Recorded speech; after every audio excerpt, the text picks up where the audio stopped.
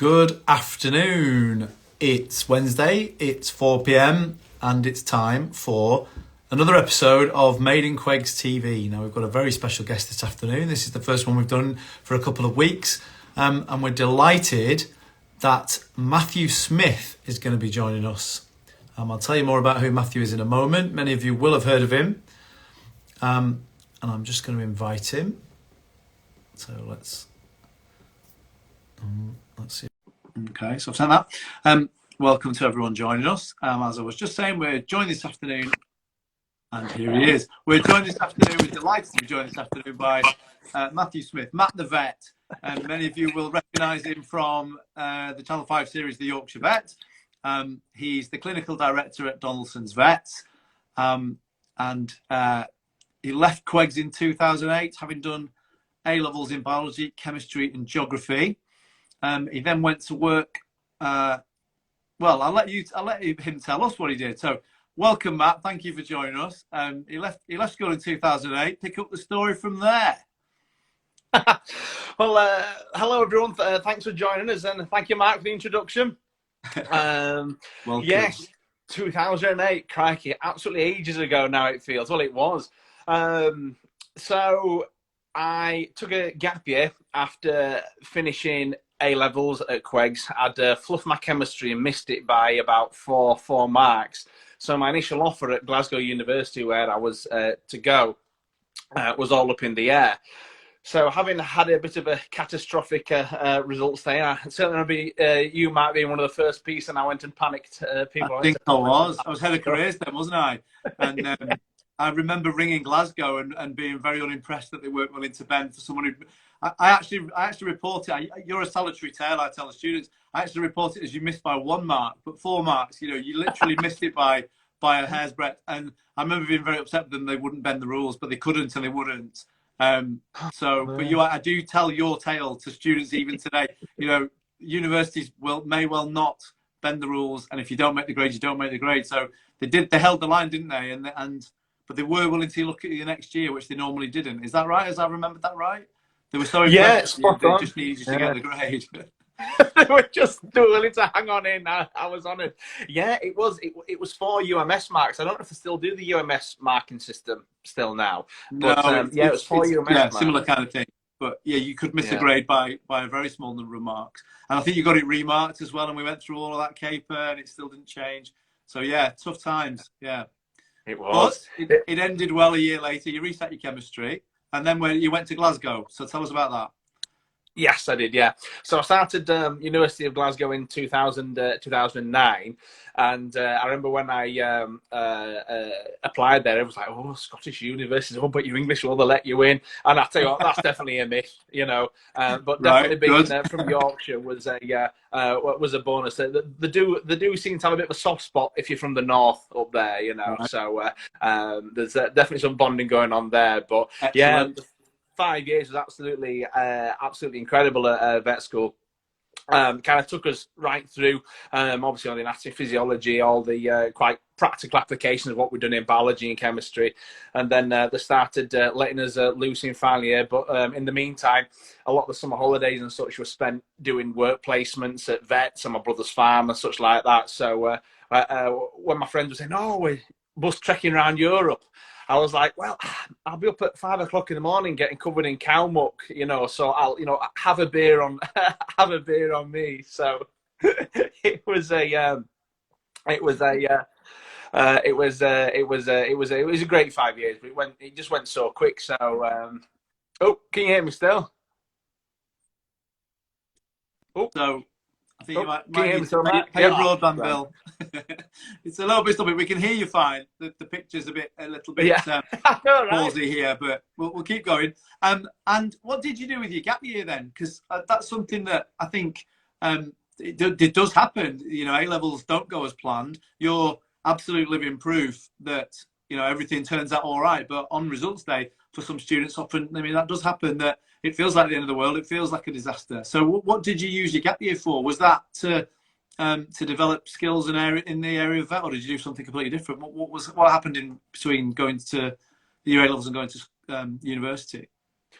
Well, there was a gap of a few months where I had to think, right, what do I want to do with myself? Because everything, the doors had shut. So I had to think, right, I need to either look at resitting chemistry and such, keep the eggs in the basket and go for it, or I need to look at another avenue. So it didn't take me long to think, right, the eggs are still in the basket. I'm that close. Let's have another run. So I thought, right, I was going to do the application process again, go through all of the applications of or the portal at UCAS and all that kind of stuff. I managed to butter up Quakes to let me come in for chemistry exams, and Mr. Mason was an absolute hero, and Anne Taylor at the chemistry department when I needed a bit of extra tutelage. And funnily enough, Glasgow got back in touch with me and said, look, Matthew, you apply exclusively to us, get your chemistry to an A, and we'll let you in. And that was an absolute godsend. I didn't have any idea that was going to happen. So I was just gearing up for 12 months worth of work experience on the farm, working at the vets. And funnily enough, in the my gap year turned into be quite an eventful year. So in the middle of doing my chemistry studying, I spent 3 months carving on my brother's farm. I worked at Blockbusters. If any of you guys that are watching can remember Blockbusters. Yeah. And, I got held up at gunpoint in Blockbusters. That was an interesting experience. Yeah. That was something else. Oh, we shouldn't laugh, really. That's not funny, but wow.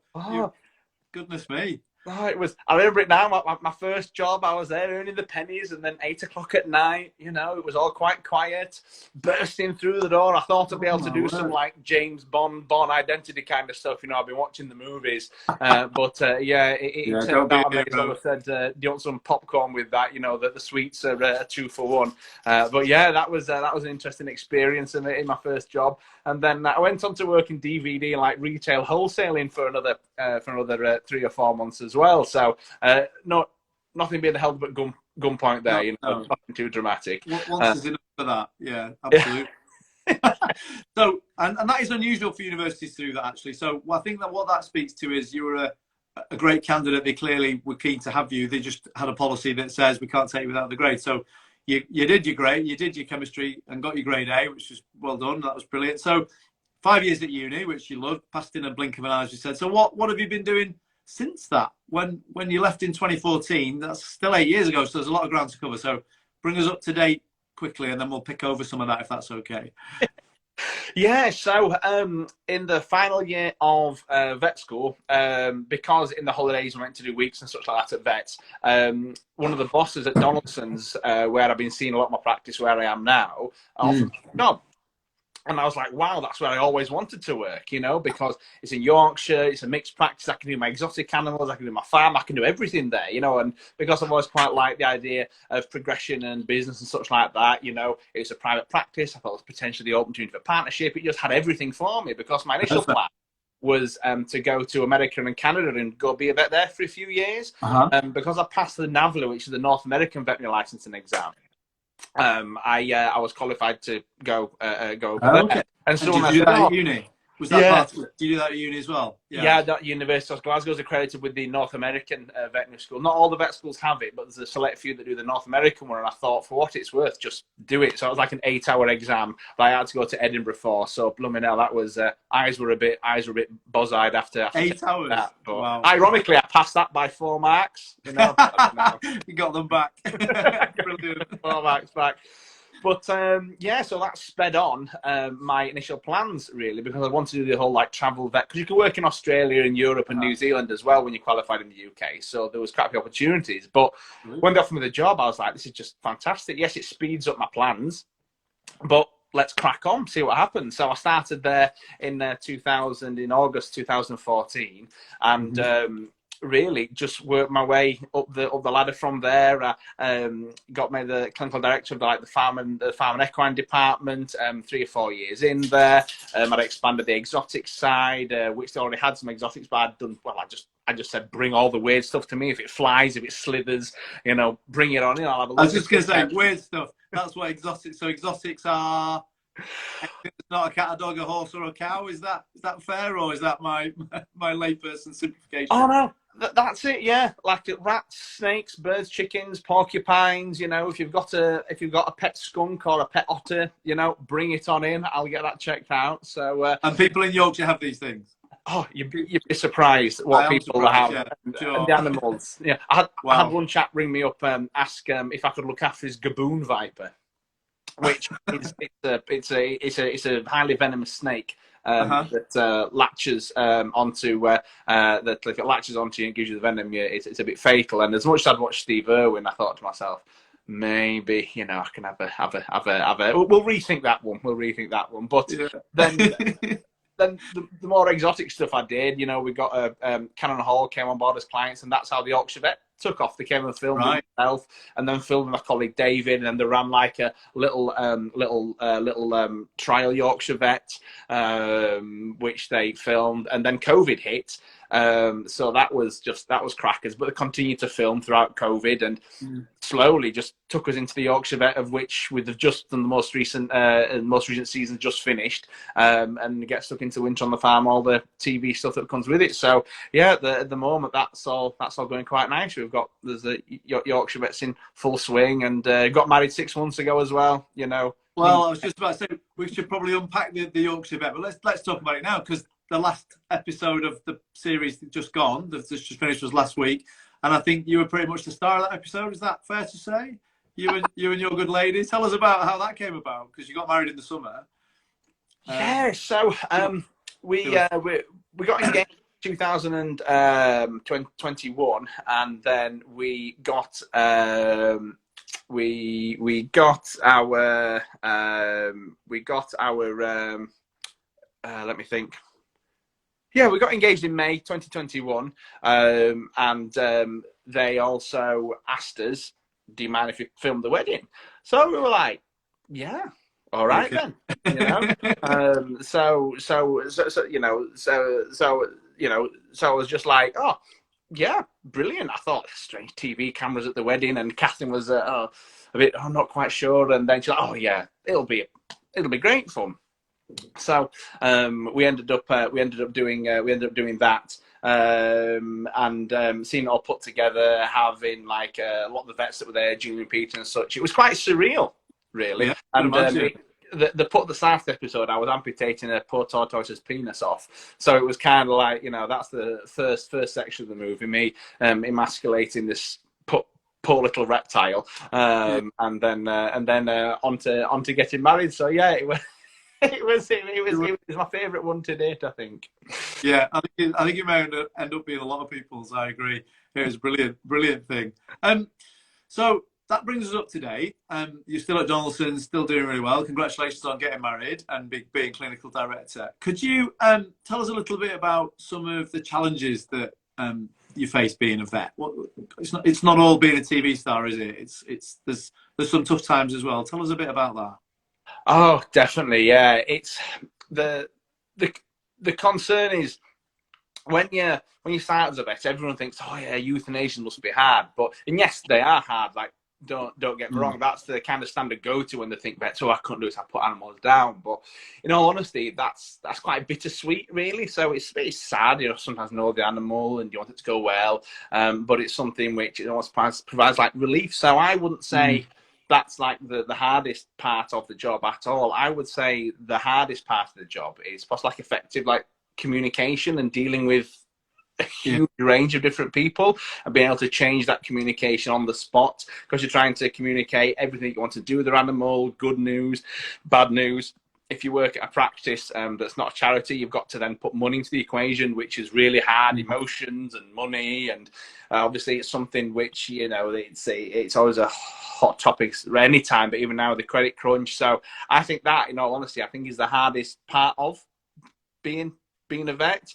And once you've got those communication skills, because you only can get, I mean, not saying I'm perfect at all, you know, I dig myself a few holes now and again, very much, and it's knowing how to build the ladder to get back out. Don't we all, exactly. Well. Yeah. You learn as you but go as well, of course. And I think there's so many different challenges that come along. You've always got to be ready to try something new and make sure that you push forward into the surgery skills. Like I remember doing my first plastrotomy on a tortoise where I sawed it open, took out some eggs, and that was the first time I'd done that, and actually filmed that for the Yorkshire Vet. And I was thinking, crikey, you know, they're filming this is the first time I've done it. That put the blood pressure up, and I was there for 5 hours doing it, and that was one of the most hardest in terms of like physical like skills to do. But I always think when the challenges come across like that, be that euthanasia, the hard communication and the client to get through, and then you've got the hard surgical skills, the like wave of satisfaction that comes with it is just absolutely incredible. So I think I've tried to teach myself to do the hard stuff, even though sometimes I really, really don't want to. It's not what you'd rather do, but yeah, that's important, isn't it? Because you keep developing. It's important to challenge yourself. No, I absolutely agree. So looking forward, you know, obviously you said, I think you're filming again at the moment. What's next for Donaldson's? What sort of things are in the pipeline, or what do you see next in your career? What possibilities are there? Well, that's the beauty of it. It's you know, you just never know. I mean, never in a million years, I think, you know, we'd be a TV vets like at all. I remember before any of that even started, I was only 1 or 2 years out and speaking to one of the partners. So the Yorkshire had just started. I said, "Oh, you know, did you guys ever think about doing TV vet work, anything like that?" And they were like, "No, it's never really cropped up." And I walked away thinking, "That'd be really cool if that happened." And it's like, "Oh, we're here next." So they've just commissioned the new season of the Yorkshire Vet, so we're filming that for now.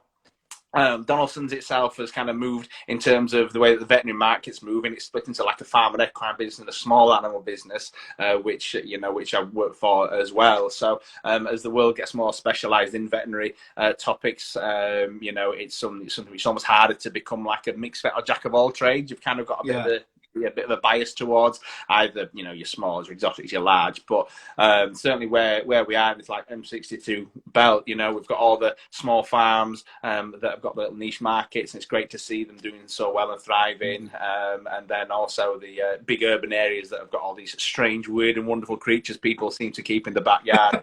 I went to a house pig the other day, you know, so and that's literally like sitting roaring by the fire next to a pet tortoise and the dog, you know. It was absolutely terrific. I thought the house didn't even smell, so it was very well trained. So yeah, there's plenty going on to keep me occupied for now. So at this point in time, let's watch this space. Brilliant. And we definitely will. And delighted to have you here, as been able to talk about that, and we'll watch the next chapter with interest. So that was looking forward. If we look back a little bit, sort of reminisce, if you will, when we look back to your time at school, perhaps before you did your A-levels, have you got any particular strong memories, any particular influential moments? You know, at what point did you know you wanted to be a vet, for example? Was that while you were at school, or even younger? What springs to mind when you think back to school days? If I thinking back, I can trace it back to year 7, really, because I remember it was I think it might have been Mr. Dowson at the time, the year 7 geography teacher. Anyway, back to year 7. I remember which is when I wanted to do veterinary, and put me in touch with a student at the time that applied to Cambridge, and he kind of told me about, "Oh, this is what you do as a vet." And I think, you know, spending time at my brother's farm, watching all the Steve Irwin, David Attenborough stuff. So that was just a case of, right, what do you want to do when you finish school? Veterinary. And that was it, you know. So, I mean, I know that's not the case for a lot of people. Like, deciding what they want to do can be quite a precious situation. So I was quite lucky on that front. But along the way, there was a few little shakes, because I've always loved planes. I've been interested in planes and fighter jets. So when the RAF came, I thought, ooh, that'd be quite cool. So I soon got told that I was too tall to be a fighter pilot, and it wasn't exactly like Top Gun. So I thought, all right, okay. You know? Not for me. That thing was, like, I remember at school, like, maths and physics. Like I hated maths and physics. Sorry, mate, I know of maths. I'm sorry, but it was a bit of awkward. Do you know what I mean? Digging holes and get my ladder out, you know. But yeah, biology, chemistry, geography. You dodge maths and you dodge physics. Yeah. Yeah, but now I love physics. You know, a bit of maths, I can do it. I think. I hope. You know. But it was something which you know, once I realised that's what I had to do at school, that wasn't the forte. I was like, right, let's back to the veterinary chat, and then sixth form came, had a little wobble because I always like my geography, you know, bit of a nerd. I quite like, you know, geology and stuff. So I thought, oh, I'll go climb up volcanoes, or I'll go be like Indiana Jones. And then I kind of had a bit of a sit down and thought, right, okay, do I really want to do that, or do I really want to do this? And chatting with family and friends, and they kind of said, you know, your gut choice is the right choice, so keep on those tracks and just see what happens. So that was it. That was the aim, you know, get the A levels. And I spent because I didn't want to do maths and physics at A level. I spent so long going through the prospectuses, finding the ones that allow biology, chemistry, and other the ones that let you in without those subjects. Yeah, and there are a lot of vet schools. That's worth mentioning, isn't it? That not all universities have a vet school. It's a more rarefied thing. That's worth mentioning for people that don't know, is that you can't do it in every university. There are fewer vet schools than there are universities, so it's harder to get in from that point of view as well, because it's quite selective. And work experience is really important. Talk to us about work experience that you did, and then we'll talk about sort of future students as well. What sort of things? Because they say you have to have a lot of work experience. Is that true? Would you say? Yeah, definitely. I think there's that much, you know, there's that many applicants in terms of like the vet school. I mean, everyone says it's really hard and it is a tricky one to get into. But I remember once we got in there, you know, I think they said, you know, generally speaking, it's about 50-50 in terms of applicants and such. But for me, what did it for me was all the experience that I'd racked up beforehand. So I spent time on Brother's Farm, spent time at a vet's, and really it's just making contact, you know. And I think there was a lot of certainly like for the applicants that have just applied, COVID really put a spanner in the works because no one was allowing students. Yeah, it's been a difficult time, hasn't it? Yeah, and I think a lot of people think that, oh yeah, I don't have a regular vet that I can go to, or they're full, they don't take students, or there's no farmers around. It's just, I think the more you can think outside the box, the more it benefits you. You know, if you were like the dog kennels that board, cattery kennels that board everywhere, and it's making contacts as to who you know. Like I had my weeks and years work on the farm to fall back on. I've made contact to the local vets when I was at GCSEs years, so I started going there regularly on a Saturday, so getting somewhere regular. I've been to an abattoir. I've done a week's worth of lambing. Funnily enough, I went lambing at Mr. I think it's at Mr. Birkinshaw's sister. They had a bit of a lambing spot, so Mr. Birkinshaw set me up with his sister, so I went there to help with them lambing for a week. So brilliant. that was good. Mr. Birkinshaw used to be head of biology. Yes. Oh, crikey, yes, he'll gone now, yeah. He's retired now, yeah. Well, we'll talk about teachers in a minute. We're really grateful because you came in and did an interview with one of our aspiring Year 13 vets last week, and he found that incredibly useful. I teach him as well. But do you have any, for younger students who perhaps, you know, you said it was in Year 7, you had the idea. For younger students, what have you got any advice for people who are thinking, oh, I love Matt the Vet off the telly, I want to do that. You know, what sort of things, what sort of advice would you have for younger students? You said put all the eggs in the basket. Would that be your advice? What do you think?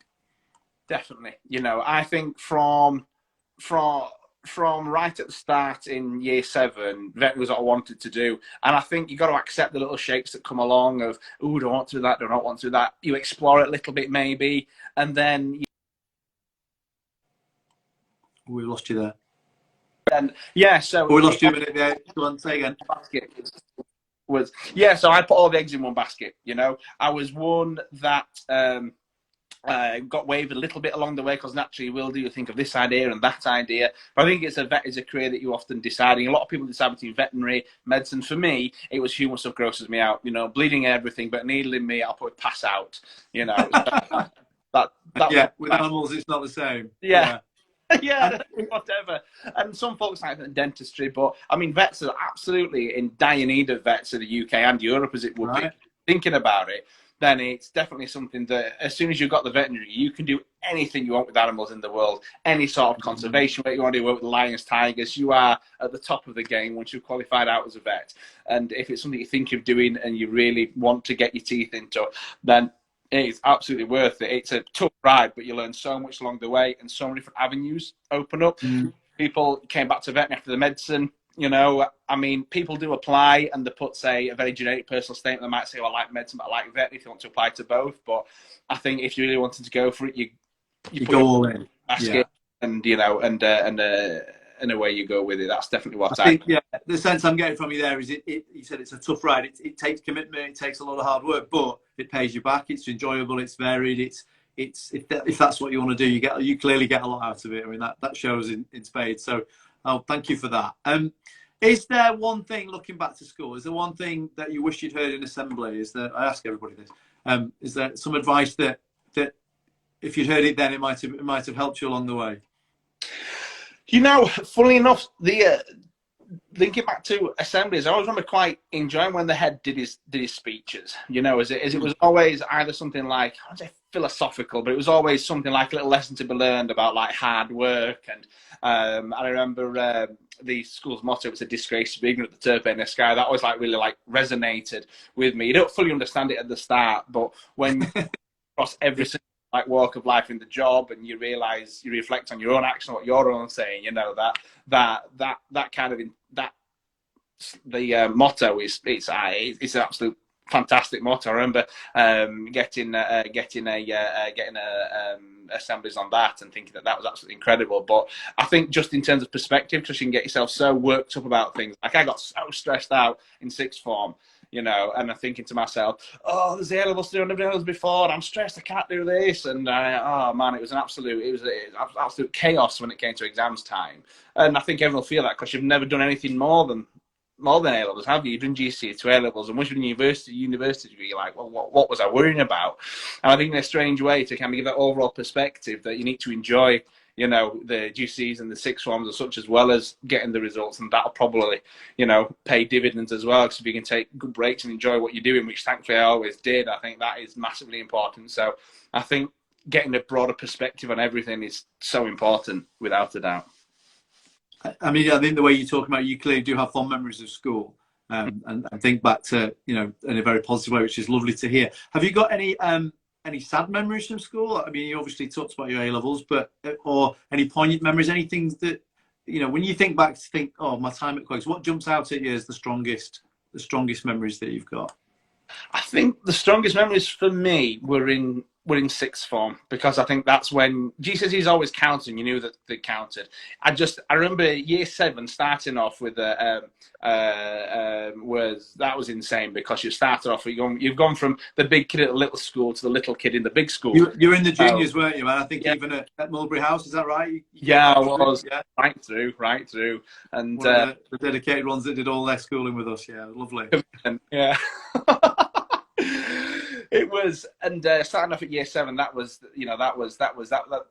incredible. You know, you made great lifelong friends, you know, that have obviously kind of come through junior school and such as well. So that was always that was always sticks in my mind, being in the old big main school building, thinking that, oh yeah, I'm really cool now, learning about proper adult stuff. So I mean, you know, everyone has that experience. And then years 8 to 11, they were an absolute blur. I remember in religious studies, the teacher at the time saying, I know you're only in year 8, but you're thinking about your GCSEs already. And I sat there and thought, GCSEs, you know, I'm just on my list for Santa Claus, you know.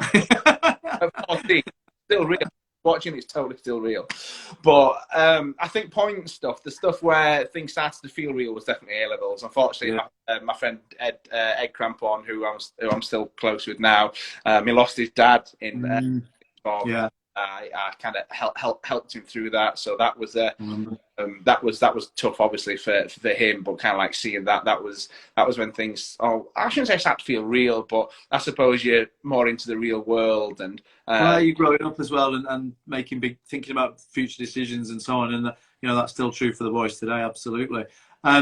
Thinking about any teachers who are particularly, you can name drop now, you can name check a few people if you want. Any teachers that you're particularly grateful to, or you've got you know, had good relationships with, or you remember with fondness? Anybody jump to mind? Oh, some of them will still be here, some of them won't, but we can name drop, can't we? Oh, definitely. You know, it's something which the relationships that like I built like with the teachers, you know, I felt like I got on with, you know, I got on with everyone so well. Obviously yourself, Mark, and then Amanda, she helped me out with some vocal coaching and such like that, and I'm still doing a bit of that today, so that's much appreciated. And obviously, I still see Jim and Kath Palin quite a lot, and they were at the wedding. And then mentioned earlier on Mr. Mason and Ann Taylor in the chemistry. Oh man, they're laughing. Big thanks go to those guys. And I've always got memories of Mr. Dowson in year 12 and 13. For you guys that haven't watching, that haven't known him, he loved trains, but he hated children. That was his reputation, was it? He used to work on the. I remember one day with you'll remember Lindsay Firth. She's retired now as well. We met up with them and went on the North Yorkshire train. And who should be conducting on that very service but Mr. Dowson, in fact, on his weekend hobby. Yeah, we didn't expect to see him, but yeah, he did like trains. That's true. Oh, good. But fantastic. Anyone else? Oh yeah, Dave Ben as well. I remember he got off to New Zealand for a bit, and then he did. Yeah. Were you a fisherman at school? I think we were a fisherman. Yeah. Fishing trip. Fishing trip. Fond memories. I took my son to the fishing trip this year for a day to go and see what was what, and he loved it. So, I imagine you went on a few fishing trips. I seem to remember a picture of you holding a big fish that did the rounds that we used in publicity for. We've probably still got it somewhere. Is that right? Am I remembering that correctly? Yeah, my mum and dad have got that framed at their spot. Me holding this big Bible. Remember gave me the hat for catch of the day for that one, presented it to me the morning of. I was very proud. I sunk my entire foot into the river trying to get that, so I was like sodden wet, for like hours. So there was definitely a commitment there. So I was quite fantastic. On memories. You mentioned Amanda with the voice coaching. I think she would describe you that they would, thinking back to GCSE and A-level drama, they were the glory days. She would say you were one of her drama bunnies. You did quite a lot of John Godford plays and things like that. Is that right? I remember that was a long time ago now, isn't it? But is that right? Is that how you remember doing drama? You did GCSE drama, is that right? Yeah, I did. Yeah, that was. I forgot about GCSE drama. That was great fun. I thought, yeah, this would be right. But, right, laughing. It was great fun. Went to different plays. I think we did it in my head. We did it after school for like an hour each week, and that was great fun. Drama. You may well have done at that point, actually. Yeah, fantastic. Well, thank you for that, and all the a lot of memories packaged up in that, isn't there? And it's quite interesting. You mentioned a friend you're still with. Is that the case? You're friends with some lads you're at school with still? They still see them and keep in touch? Yeah. So there's about four or five friends from school that I'm still in touch with now, and two of the Alex. I've got lots of friends called like Alexes across the years. We've been best men for each other at the weddings and stuff. Right. So that's been good, and they've got kids now. One of them's getting married and such. So yeah, it's almost like a new chapter starting. As everyone. Yeah, exciting. So yeah, it feels like there's another big shift into the next stage. Yeah, fabulous. So I mean, I can't believe half an hour has gone in the blink of an eye. We've already been talking for half an hour. If you can believe that. So final question, really. If you could go back in time and tap young Matthew on the shoulder and give him a piece of advice, just one thing to watch out for, what would you say to your younger self at Quest in these school days all those years ago? Go get a haircut, Matthew. Go to the gym. Get out of the tuck shop. That's what I Perfect. Listen, thank you so much for joining us today. It's been absolutely brilliant. And we've got lovely connections, and we're really grateful to you for coming in and helping with our prospective vets. And I'm sure any boys and parents watching this, we might have some more prospective vets in the future. I'm certain we will. My son may even be one of those. It's one of the things he's talked about possibly wanting to do someday. He's talked about a lot of other things as well. And he'd like to be a vet to dinosaurs more than any other animal, but that's the phase he's in at the moment. But that's one of the possibilities. So you never know. We might be asking you for advice and work experience at some point in the future. But it's absolutely brilliant to be in touch. Please do come and visit us in school whenever you like. I know you do regularly, and it'd be great to see you again. So Matt the vet, thank you very much, and it's been an absolute pleasure. You take care. Thanks a lot, Matt. You too. All the best. Take care. Bye bye. Watching. Bye. Bye.